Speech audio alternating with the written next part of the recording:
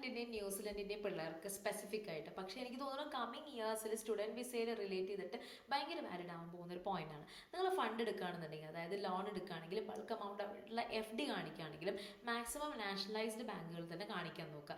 Y? Because ഒരുപാട് കുട്ടികൾക്ക് റെഫ്യൂസിൽ വന്നിട്ടുണ്ട്, നിങ്ങളുടെ ഫണ്ടിൻ്റെ പ്രോപ്പർ സോഴ്സ് ഇല്ല, നിങ്ങളുടെ ഫണ്ട് ഇൻസഫിഷ്യൻ്റ് ആണെന്ന് പറഞ്ഞത്. കുറച്ചും കൂടെ ക്ലോസ് ആയിട്ട് നോക്കിയപ്പോഴാണ് എല്ലാവരും bulk amount of money deposit ചെയ്തിരിക്കുന്നതും ലോൺ എടുത്തിരിക്കുന്നതും കോഓപ്പറേറ്റീവ് ബാങ്കിൽ നിന്നാണ്.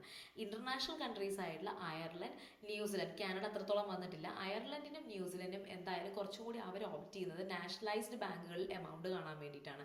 വൈ? ബിക്കോസ് പുറമേ രാജ്യത്ത് നിന്നുള്ള വിസ ഓഫീസേഴ്സിനെ നോക്കുമ്പോൾ പറ്റിക്കപ്പെടാൻ സാധ്യതയില്ലാത്ത ഒതൻറ്റിക് ആയിട്ടുള്ള പ്രൊസീജിയേഴ്സ് നടക്കുന്ന ബാങ്കുകൾ നാഷണലൈസ്ഡ് ബാങ്കുകളാണ്.